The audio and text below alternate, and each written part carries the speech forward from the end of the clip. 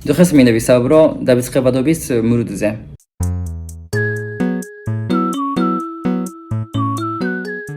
ამ ვიდეოში მინდა ვისაუბრო Ebbinghausen-ის გერმანელი ფსიქოლოგისტი თუ როგორ არის ქართულად დამავიწყდა დავიწყებადობის მურდზე მინდა ვისაუბრო. ძალიან მოკლედ რომ გითხრათ, ეს არის დავიწყებადობისა და დავიწყების პროცესი, ასევე მეხსიერების პროცესი არის საუბარი.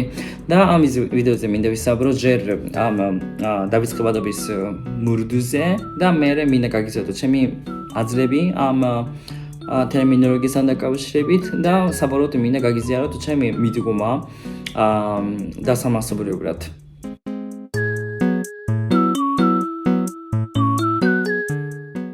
ხოდა Ebbinghaus-ი არის გერმანელი მეცნიერი, რომელმაც შექმნა ჩაატარა პროცესი, ჩაატარა ექსპერიმენტი და იმის შემდეგ გააკეთა ეს მურდი, დავიწყებადობის მურდი.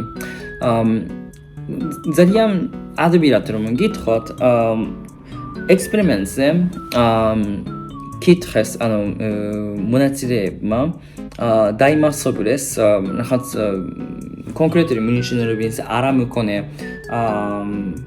ამბანების რიგი. უცებ ესე დაიმასობლეს და ჩაატარეს კვლევა თუ რამდენი ხანი ახსოვდნენ ეს ამბანების მინიშნებების არ ამქონე ამბანების რიგი. და აღმოჩნდა რომ ის დაახლოებით 20 წუთის შემდეგ, ნახევარი საათის შემდეგ უკვე 40% ან ნახევარზე მეტი ადამიანმა უკვე დავიწყდა ეს ამბნების რიგი. მაგრამ ამის შემდეგ უფრო მნიშვნელოვანია, რაც დავიწყდას თუ გაიმეორეს მეორედ მასში ეს მეხსიერება გამყარდა და უფრო დიდი ხანი ახსოვდნენ. ეს Ebbinghaus-ის დავიწყებადობის მურდის მნიშვნელობა, გამართავს დავიწყებადობის პროცესს და ასევე მეხსიერების თვის თუ რამდენად მნიშვნელოვანია გამეორება. ეს Ebbinghaus-ის დავიწყებადობის მურდის შესახებ. ალბათ ის გაგიგიათ ამ დავიწყებადობის პროცესი. ალბათ შეიძლება არ გაგიგიათ ეს ტერმინოლოგია, მაგრამ ეს ძალიან მოკლე შეჯამებრივი მნიშვნელობა გამარტება ეს დავიწყებადობის მურდის.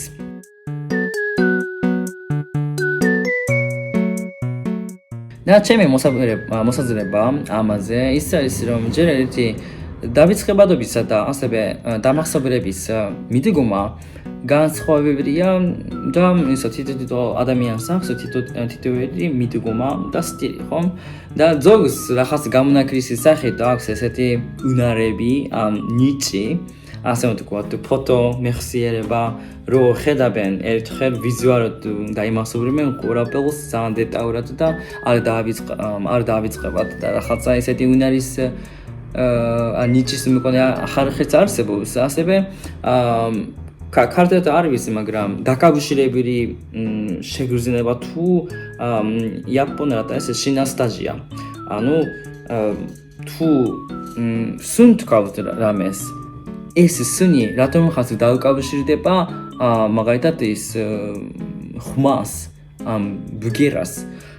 თუ ჭამთ რამე, გასინჯავთ და ეს გემო რატომღაც დაუკავშირდება მაგალითად რაღაც ფერსთან დაკავშირებული იქნება. არსებობს ესეთი ხალხი, ვისაც აქვს რაღაც განსხვავებული გამონაკლისისავით ესეთი ნიჭი.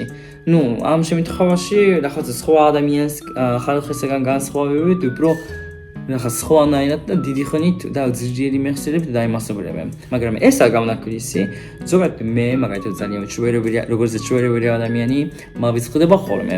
დღეს დავუჭამე არ მასულს. ხო და ამის თქმა მინდა რომ ყველას შეუძლია დაიმასობროს, ყველას შეუძლია დაავიწყდეს, მაგრამ მნიშვნელოვანია ძალიან მნიშვნელოვანია რაც ჩვენ ახალ გვასწავლს ამის გამეორება. და გამეორების შემდეგ ჩვენი მეხსიერება გამოყარდება, უფრო გაძლიერდება და ეს პროცესი არის უფრო მნიშვნელოვანი.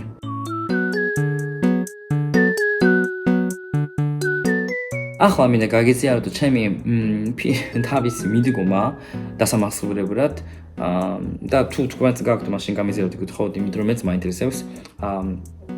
ასე მნიშვნელოვანია უნდა ვიპოვოთ ჩვენი საკუთარი ყველაზე საკუთარი ჩვენი თავისთავად ყველაზე ეფექტური და ყველაზე ასე ვთქვათ სასიამოვნო ხერხი რა.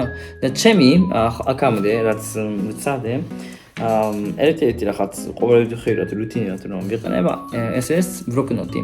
ბროკნოტს ჩავწერ მაგალითად ახლა კონცენტრირებით ვისწავლოთ ჩინურს და არაბულ სხვადასხვა ენებს ახლა ჩინურს განსაკუთრებით.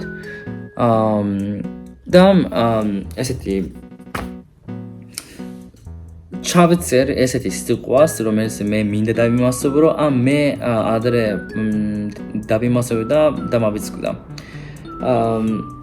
და ამას რომ ჩავწერ, სანამ მე დავიზნებ საღამოს, უცებ გადავიხედებ ამას და ვიმეორებ, რასაც მე შევისწავლე. სუსტა ამ ბროკნოტში რაც არის რა. არა მარტო სიტყვები, სიტყვამარაგი, გრამატიკული წესებსაც აქ ჩავწერე ხოლმე. და კიდევ ესეთი მონაცემები თუ ინფორმაცია, რომელიც მე მაინტერესებს, მაგალითად რუსთავის მოსახლეობის რაოდენობა, ეს ერთი. შარშან როგორი რამდენი ეკონომიკური ზრუნვა გვქონდა საქართველოში და ასე შემდეგ. ესეთი მონაცემები სულ მოვიწყდება, მაგრამ უნდა დავიმახსოვრო რუსთავის მოსახლეობა კი მნიშვნელოვანი ინფორმაცია ხო და ანუ ჩავწერე ხოლმე რა ესეთი მნიშვნელოვანი თუ საინტერესო ინფორმაცია რომელიც მე მინდა დავიმასობრო. და მეორე რასაც მე ყოველდღიურად რო ვაკეთებ ესეც სხვა ვიდეოებშიც ნახსენი მაქვს, მაგრამ ახალი ამბების საკითხვა ყოველდღიურად. მაგალითად ქართულად რო ვკითხავ ყოველთვის სხვადასხვა მედიას ვკითხავ რა ერთ და იგივე თემაზე სხვადასხვა მედია წერს ხოლმე. რადგან მედია განსხვავებელია, ამიტომ ზოგადად შინაარსობრივად მაინც ემსგავსება ერთმანეთთან რა. მიუხედავად იმისა, მედია განსხვავებელია, მაგრამ ერთი თემაზე რომ არის საუბარი, მსგავსია ის სიტყვამარაგი, რომელიც გამოიყენება სტატიაში, ასევე გრამატიკული წესებიც. და რადგან მე უკვე ვიცი შინაარსი რა არის, ანუ უფრო ადვილია წასაკითხავთ. არა მარტო ქართულად სხვა ენებზე ასე ვკითხავ ხოლმე. გირჩევთ, იმიტომ რომ ერთი კარგი ენის საპრაქტიკო ძალიან კარგი ხერხია და მეორე ახალი ინფორმაციას ვიხებ. რაც ძალიან მნიშვნელოვანია ეკონომიკა, კულტურული საკითხი, სოციალური საკითხი, პოლიტიკა და ასე შემდეგ. და მოხერხდა შემიძლია წავიკითხო და ძალიან ეფექტურია, იმიტომ რომ ენა შემიძლია ვივარჯიშო და ასევე ვიღო ახალი ინფორმაცია. ჩემი რეკომენდაცია ახალი ამბების საკითხია, თავიდანვე ესე არ მომწონდა, მაგრამ ახლა ჩემი რუტინა გახდა სხვათაშორის. და მესამე არის მე მაქვს ესეთი, მესამე არის ძალიან მნიშვნელოვანი ჩემი აზრით, მე მაქვს ესეთი დამოკიდებულება სხვათაშორის. შემიძლია დამავიწყდეს ესეთი სტანცია რა, შემიძლია დამავიწყდეს თუ არ მომწონს რაღაც სიტყვა თუ სცენარია თუ რაღაცა, მაგრამ რაც მე ჩემთვის საინტერესოა, რაც ძალიან საჭიროა ჩემთვის, ის აუცილებლად უნდა დავიმასობრო. მაგრამ ჩემთვის ისე არ არის საინტერესო, ისე თუ არ არის მნიშვნელოვანი, მაშინ შემიძლია დავაიგნორო იმის რა. საინტერესოა ჩვენი ტვინი ის რომ მიუხედავად იმისა, რომ მე არ ვიცი რომ დავიმასობრო რაღაც ახალი სიტყვა, რომელიც საინტერესო არ იყო ჩემთვის. მაინც ჩვენი ტვინი ქუბეცნობიერებად დაიმასობრებს რა. და მეორეჯერ თუ ვხვდება ეს სიტყვა, რატომ ხაც მაქვს ესეთი შეგიძლია რომ ხაც ნახი გაქვს ეს სიტყვა, რატომ ხაც მასობს რა. ეს რაღაც ქუბეცნობიერებად პასიურად ახსოვდა ჩემს ტვინს. ხო და ახლა გავიმეორებ ბროკონოსის გამოყენება და ასევე ახალი ამბების საკითხვა ერთ იგივე თემაზე, მაგრამ სხვადასხვა მედიის მეშვეობით და მესამე დავიმასობროთ მარტო ის რაც საინტერესოა, ის რაც საჭიროა. თუ არა და მაშინ შეგვიძლია დავაწყდეს. მაინც გვეხმარება ჩვენი ტვინი, რატომ ახაც იმახსოვრებს. ოჯახია რა. ხო და ესა ჩემი ხერხი და ესა ჩემი სათქმელი Ebbinghaus-ის დავიწყებადობის მურდზე. თუ გაქვთ რაღაც თქვენი საკუთარი მიდგომა დასამასწორებლად, რაღაც რჩევები თუ რაღაც კომენტარები, გითხოვთ დამტობოთ კომენტარებში და დღეს ამით დავამთავრებ. მადლობა და შემდეგ ვიდეოში კიდე გამიხროთ რაღაც სხვადასხვა თემაზე.